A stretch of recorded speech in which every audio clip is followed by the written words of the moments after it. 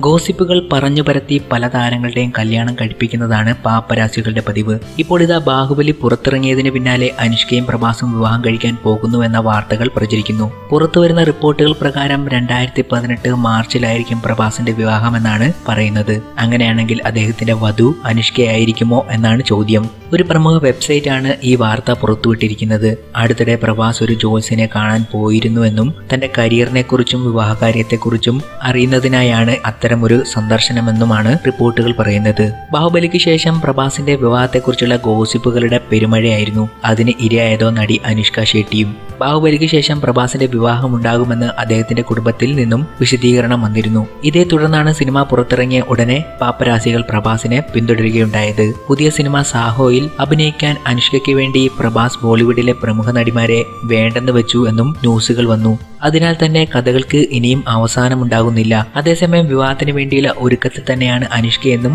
റിപ്പോർട്ടുകളുണ്ട്.